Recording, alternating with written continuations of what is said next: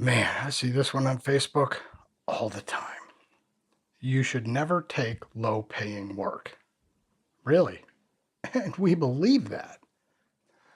So, somebody in an actor group last week told a newer actor to never lower your rate or you'll devalue yourself and the whole industry. And I get why that sounds right. I mean, it sounds principled. It sounds like you're protecting yourself and your fellow actors. But I want to push back on that hard because I think that advice is quietly killing careers before they even start. See, here's the thing. The people giving that advice aren't wrong about the goal. Yeah, you want to build towards sustainable rates. Nobody is arguing that. But they're treating rate protection like it's the only thing that matters.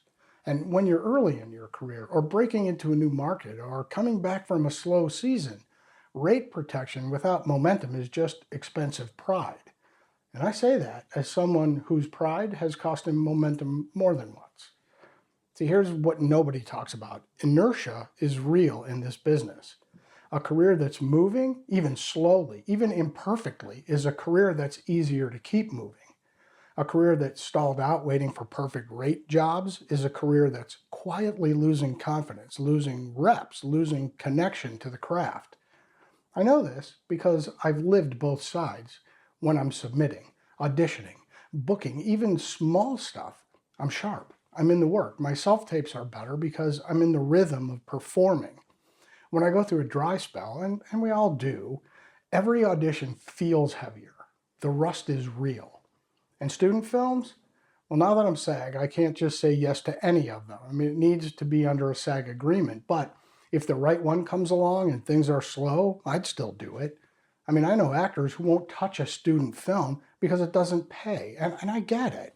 But a student film is a full day on a real set with a real crew where you're working on your craft and building relationships with filmmakers who are probably going to be making real budgets in 5 years.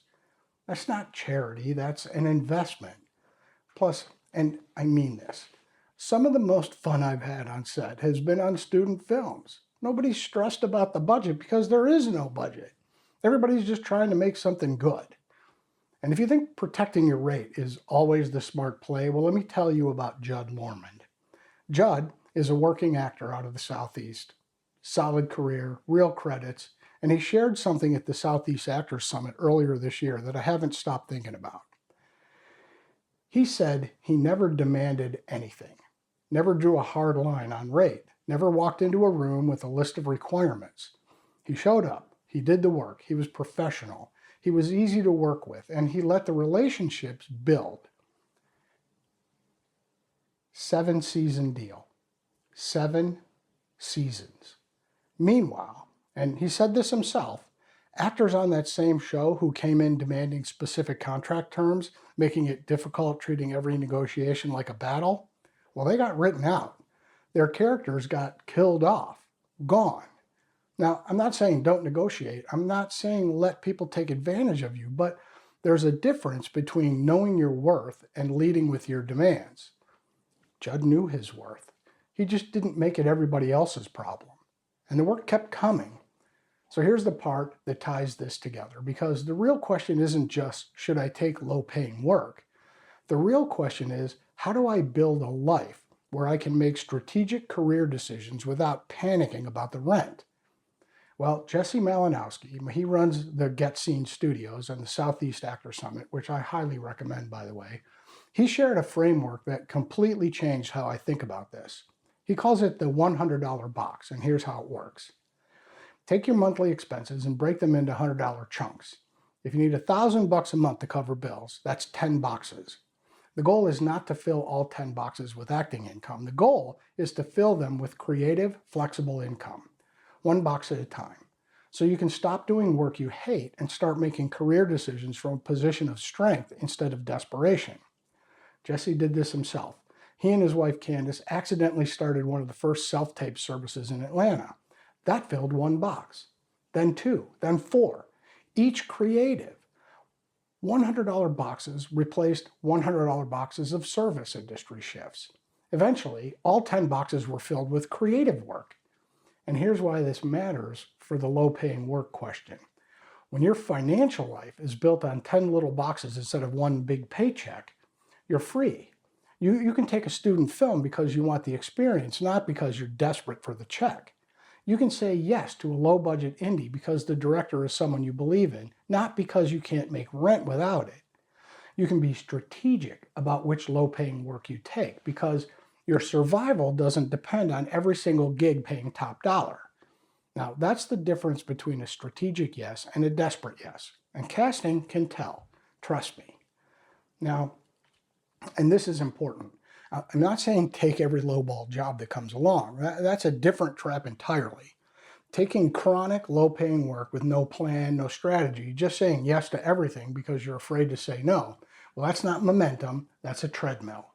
What I'm talking about is the strategic yes, the job where you know why you're saying yes, where the reason lives outside the dollar amount. A relationship, a real piece, a genre you've been trying to break into, a foot in a door you've been knocking on. If the answer to what does this give me besides money is nothing, pass. You're not obligated to take work that doesn't serve you. But if the answer is momentum, think carefully before your pride makes the decision for you. So look, this is a business, and every business needs to make money. I'm not standing here telling you to work for free forever or at all. But I am telling you that the actors who build real, sustainable careers aren't the ones who protected their rate the hardest. They're the ones who stayed in motion, who built financial lives that gave them the freedom to be strategic, who understood that sometimes a small job is a seed, not a ceiling. Judd Lormand didn't get a 7-season deal by demanding one.